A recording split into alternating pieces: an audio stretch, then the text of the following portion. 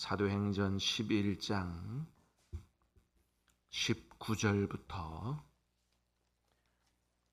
30절 마지막 절까지 말씀을 받겠습니다. 사도행전 11장 19절부터 30절 마지막 절까지입니다. 그때에 스데반의 일로 일어난 환난으로 말미암아 흩어진 자들이 베니게와 구브로와 안디옥까지 이르러 유대인에게만 말씀을 전하는데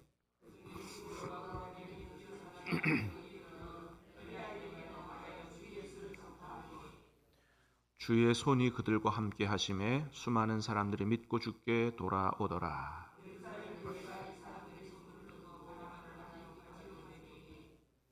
그가 이르러 하나님의 은혜를 보고 기뻐하여 모든 사람에게 굳건한 마음으로 주와 함께 머물러 있으라 권하니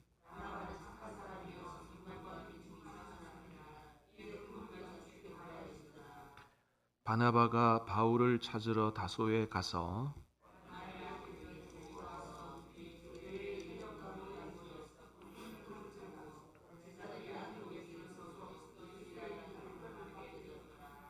그때에 선지자들이 예루살렘에서 안디옥에 이르니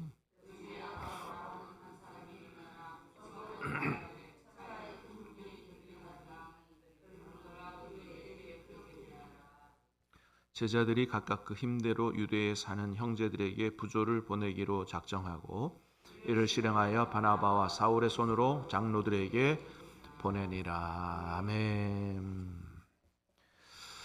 자, 오늘 말씀은 최초의 이방인 교회이자 나중에 세계 선교의 전초 기지가 되는 아주 중요한 교회, 안디옥 교회가 세워지는 과정을 보여주고 있습니다. 자, 19절부터 21절까지 다시 한번 보겠습니다. 시작. 그때에 스데반의 일로 일어난 환난으로 말미암아 흩어진 자들이 베느게와 구브로와 안디옥까지 이르러 그 중에 구브로와 구레네 몇 사람이 안디옥에 이르러 헬라인에게도 말하여 주 예수를 전파하니 주의 손이 그들과 함께 하심에 수많은 사람들이 믿고 주께 돌아오더라. 아멘. 자, 스데반 집사님의 순교 이후에 예루살렘에서 큰 박해가 일어났다. 그죠? 그래서 사도들 외에는 모든 사람들이 다 뿔뿔이 흩어졌다 그랬습니다. 흩어진 사람들이 어떻게 했느냐? 가서 도망가 숨은 게 아니고 가는 곳마다 복음을 전파하기 시작했다. 그래서 빌립 집사님 같은 경우는 사마리아 성에 내려가서 큰 기적과 또 생명구원의 큰 기쁨이 넘치는 성 자체를 사마리아 자체를 발칵 뒤집는 이런 역사가 일어났게 됐고, 자, 오늘 보니까 어떤 사람들은 또 어디로 갔어요? 베니게와 구브로와 안디옥까지 갔다 그랬어요. 베니게는 페니키아를 얘기합니다. 원래 영어가 페니키아어에서 이렇게 시작됐다 그러죠. 페니키아라고 하는 나라는 지금으로 보면 이스라엘의 해변가, 지중해 해변가에 자리 잡은 그런 나라입니다. 옛날 지도 보면 페니키아. 그 다음에 구브로는 지중해 가운데 있는 키프로스 섬을 이제 우리나라 말로 번역할 때 구브로 그렇게 번역합니다. 키프로스 섬까지 갔다. 그 다음에 안디옥, 여기 있는 안디옥은 성경에는 안디옥이 두 군데가 나와요. 비시디아 안디옥하고 수리아 안디옥하고. 비시디아 안디옥은 지금으로 말하면 터키에 있는 안디옥이고, 여기서 말하는 안디옥은 지금으로 말하면 시리아, 이걸 성경에는 번역을 수리아 이렇게 해놨어요. 그래서 이스라엘 위에 옛날 그 아람이라고 하는, 그죠? 그게 지금의 시리아입니다. 북쪽에 있는 그 시리아의 다메섹도 마찬가지죠. 시리아. 그 북쪽에, 시리아의 북쪽에 안디옥이 있습니다. 그쪽에까지 갔어요. 가서 뭐 했다고요? 복음을 전했다. 그죠? 처음에는 사람들이 가가지고 누구에게만? 유대인에게만. 근데 그 중에 몇 사람이 그때 당시에 유대인이 갖고 있던 생각을 뛰어넘어서 헬라인에게도, 이방인에게도 복음을 전하기 시작했다라고 하는 거죠. 그랬더니 하나님께서 역사하시더라 그랬어요. 그죠?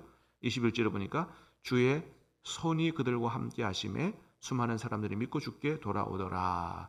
그 이방인에게 가서 복음을 전했는데 하나님의 뜻이 아니면 하나님이 역사하셨겠어요? 안 하셨겠어요? 안 하셨겠죠.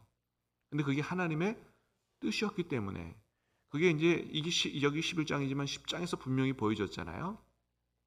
이방인 고넬료의 온 가족을 하나님 베드로 보내서 구원하는 장면이 이방인 선교가 이제 본격적으로 시작이 되는 거거든요. 그때에 지금은 이방인에게 복음을 전하고 이방인들을 구원하는 게 하나님의 뜻이라고 깨달은 몇 사람이 가서 주님의 뜻에 순종했더니 하나님께서 역사하사 많은 사람들이 구원을 받게 되고 그게 안디옥 교회 나중에 이방 선교 세계 선교의 전초기지가 되는 안디옥 교회를 세우게 되는 놀라운 역사가 일어나게 됐다라고 하는 것입니다.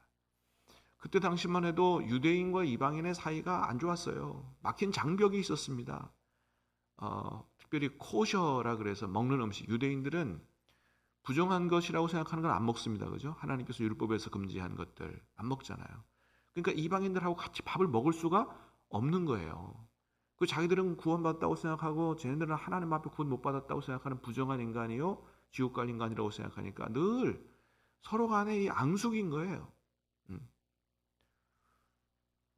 그래서 이방인하고 교류할 수 없는데 하나님의 뜻을 깨달은 몇 사람이 이제 베드로도 고넬료의 집에 찾아가고 또 몇 사람이 가서 복음을 전하니까 위대한 생명구원의 역사가 또 교회가 세워지는 역사가 일어나더라. 그래서 이 하나님의 뜻을 분명히 깨달은 우리는 사람 차별하지 말고 누구에게든지 복음은 전해져야 되고 들어가야 된다라고 믿고 하나님 말씀에 순종해야 된다. 그래서 여러분 우리가 이 하나님의 뜻을 알고 어제 말씀드렸던 것처럼 누구든지 구원의 대상이다. 전도 대상자다. 믿고 순종하고 전할 수 있기를 주님의 이름으로 축복합니다. 그러면 구원은 누가 하신다? 하나님이 하신다 이거예요. 여러분 우리가 구원하는 게 아닙니다. 하나님이 하십니다. 오늘 이방인 구원의 역사도 이 사람들이 헬라인에게 전하니 주의 손이 함께 하사. 그러니까 생명 구원은 누가 하신다고요? 하나님이 하신다. 그래서 우리가 다 하는 게 아니기 때문에 우리는 한마디 했는데 예수 믿겠다고 교회 나오는 사람이 있고 그런 거 아니겠어요? 하나님께서 하시는 것이다. 우리가 하는 일은 뭐예요? 전하는 것입니다. 우리는 전하는 거예요. 전하면 그 안에서 역사하사 구원은 하나님이 하신다. 그래서 전도는 우리가 믿게 하는 것까지가 전도가 사실은 아니고 뭐라고요? 전하는 게 전도고 거기에 순종한 것을 하나님께서 기뻐하시고 복을 주신다. 때를 얻든지 못 얻든지 순종해서 복음 전하는 우리 신함교회 성도들이 다 되시기를 주님의 이름으로 축복합니다. 자, 22절 말씀 22절 시작. 예루살렘 교회가 이 사람들의 소문을 듣고 바나바를 안디옥까지 보내니. 자, 그래서 이제 모 교회인 예루살렘 교회가 그 소식을 듣고 바나바를 안디옥까지 보냈다는 거죠. 24절도 볼까요? 시작. 바나바는 착한 사람이요 성령과 믿음이 충만한 사람이라 이에 큰 무리가 주께 더하여지더라. 자, 바나바는 어떤 사람이었다고요? 착한 사람이요. 두 번째는 뭐예요? 성령과 믿음이 충만한. 한마디로 말하면 인격과 영성을 겸비한 사람이라는 겁니다. 바나바는 칭찬 듣는 사람이라고 그랬거든요. 그러니까 삶에 있어서 다른 사람에게 인정받고 또 인격이 갖추어진 착한 사람이고 성령과 믿음이 충만한 이런 사람 보냈더니 많은 열매가 맺혀지게 됐다라고 하는 거죠. 그래서 여러분 우리가 다른 쪽에도 성경을 봐도 집사 세울 때 감독을 세울 때 뭐예요? 항상 다른 사람들에게 칭찬받고 인정받는 인격이 대단히 중요하다. 그런 거 말씀 속에 능력을 따라 세우는 게 아니라고 돼 있어요. 인격과 삶을 믿음을 보고 세워라. 그렇게 돼 있잖아요. 여러분 이게 대단히 중요합니다. 그래서 바나바 같은 사람 보내는 이유가 있는 거죠. 제가 밖에 나가서 사람들하고 일해보면 힘든 부분이 있어요. 뭐가 힘드냐면 인격이 좀 모자란 분들이 있어요. 그래서 역시 예수 믿는 사람들이 다르구나. 교회 안에서 일할 때는 참 마음이 편한데 밖에 가서면 이 사람들은 능력은 뛰어나. 능력은 뛰어난데 뭐냐 하면 인격이 부족해. 그러니까 똑같은 일을 해도 서로 존중하고 귀 기울이고 이게 부족한 거예요. 내가 잘났다 이거예요. 그러다 보니까 감정이 격해지고 다투게 되고 그러는 거예요. 그러니까 참 인격이 다듬어지지 않는 사람하고 일하는 게 얼마나 힘들구나. 그거를 이게 알게 되는데, 체험하게 되는데 굉장히 중요한 겁니다. 그러다 보니까 이렇게 바나바 같은 사람이 가서 하나님의 일을 할 때 마귀가 틈타지 않는 거거든요. 인격만 가지고 하나님의 일을 할 수도 없고요. 그죠? 성령 충만해서 가슴은 뜨거운데 또 인격이 안 되면 하나님의 일이 그르쳐지고 관계가 깨지고 마귀가 틈타고 하는 거거든요. 그래서 하나님의 일을 하는 사람들이 실력은 좀 모자라더라도 뭐예요? 인격과 영성이 갖추어지는 게 대단히 중요하고 거기서 하나님께서 우리를 귀하게 사용하셔야 된다라고 하는 것이죠. 자, 25절 26절도 보겠습니다. 25절 26절 시작. 만남에 안디고 데리고 와서 둘이 이 교회에 1년간 모여 있어 큰 무리를 가르쳤고 제자들이 안디옥에서 비로소 그리스도인이라 일컬음을 받게 되었더라. 아멘. 자, 바나바가 처음 가가지고 이제 말씀으로 잘 가르치고 했더니 너무 큰 무리가 모여들어서 혼자는 감당하기가 어렵게 된 거예요. 그랬더니 바나바가 누구 찾으러 갔다고요? 사울을 찾으러 갔다. 사울, 이제 이 사울 사도 바울이 되잖아요. 이 사람은 탁월한 신학자거든요. 여러분 성경 이 신약 성경 중에 13권을 누가 기록했다고요? 바울이 기록했어요. 그러니까 바울이 얼마나 탁월한 신학자라는 것을 알게 된 거죠. 그러니까 바나바가 아주 겸손까지 갖춘 사람이에요.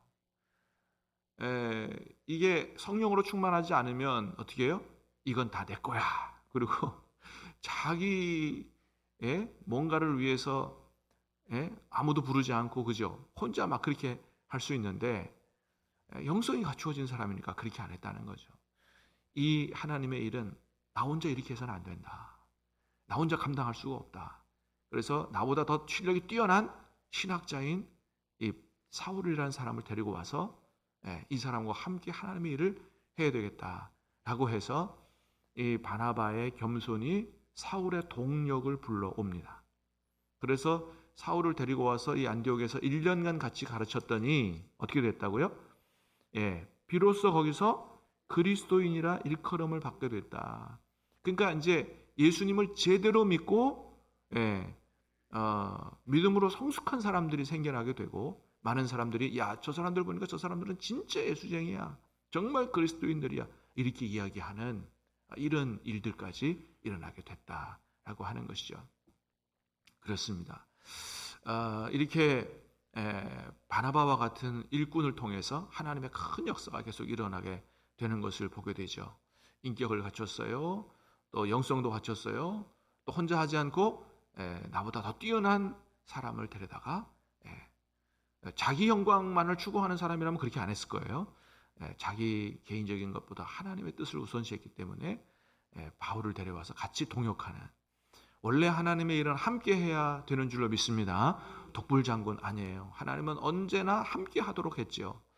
모세도 하나님께서 옆에 돕는 자들을 붙여서 같이 하게 했고 바울도 같이 하게 했고 하나님도 성부, 성자, 성령 삼위일체로 함께 하나님의 일을 감당한 것입니다. 자, 우리도 이런 영성, 이런 인격, 이런 자세를 가지고 함께 하나님의 큰 역사를 이루어 갈 수 있기를 주님의 이름으로 축복합니다. 27절부터입니다. 30절까지 시작.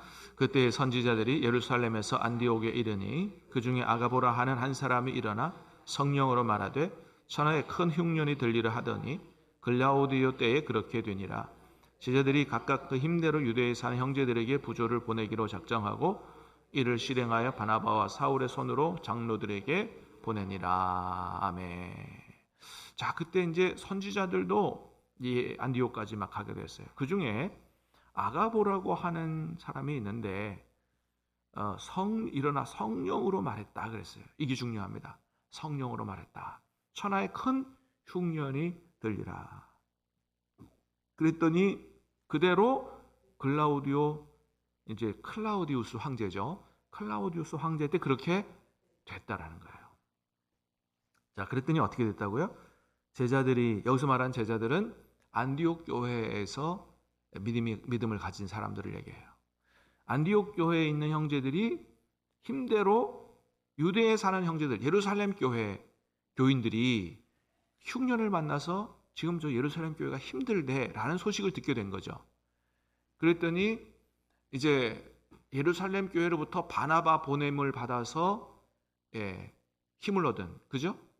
그 은혜와 사랑을 잊지 않는 거죠. 그래서 예루살렘 교회 어려움을 당했다는 얘기를 듣고 우리가 예루살렘 교회를 도와야 되겠다라고 생각해서 힘대로 헌금해서 바나바와 바울의 손으로 보내서 예루살렘 교회를 도왔다라고 하는 것입니다. 얼마나 아름다운 역사예요. 원래 이방인 유대인은 어떤 관계라고요? 이런 관계다. 서로 미워하고 증오하고. 그런데 예수님 안에서 이렇게 아름답게 하나가 되는, 여러분 흉년을 누가 들게 했다고요? 흉년 들겠다고 아가보가 어떻게 얘기했다고요? 성령으로 말했는데 그대로 됐다. 그럼 누가 하신 거예요? 하나님이 하신 겁니다. 왜 하나님은 온 천하에 큰 흉년이 들게 하셨을까? 이게 중요한 거예요. 왜요? 원래 이방인과 유대인이 이렇게 되어 있었는데 교회는 그렇게 하면 안 되고, 예수님 안에서 이제 유대인 교회와 이방인 교회가 하나가 되도록 하시기 위해서 하나님이 일으키신 흉년인 거예요. 이게 굉장히 중요합니다. 우리가 생각할 때는 자연적인 현상이라도 볼 수 있지만 성경은 분명히 예요. 성령으로 예언했고 그대로 이루어졌어요. 하나님이 하신 거예요. 하나님의 계획 속에 어떤 계획을요? 유대인과 이방인 교회가 더욱더 가까워지고 하나가 되고, 그래서 함께 하나님의 역사를 이루어 가도록 하기 위해서 일으키신 하나님의 흉년, 축복의 흉년이에요. 그래서 우리가 이 세상에서 어떤 일들이 일어나든지 간에 어려움을 만날지라도 그거를 믿음의 눈으로 잘 보고 깨달아 알면 단순한 어려움과 고난과 환난이 아니라 오히려 복된 결과를 가져오는 그런 아름다운 열매가 맺혀질 수 있다라는 것입니다. 한 주간 살아가시면서 어려운 일을 만나시거든 기도하시고, 기도하는 가운데 하나님의 선하신 섭리를 깨달아 알아 더욱더 복된 결과로 이어지는 그런 저와 여러분의 삶이 될 수 있기를 주님의 이름으로 축복합니다. 기도하겠습니다. 하나님 아버지,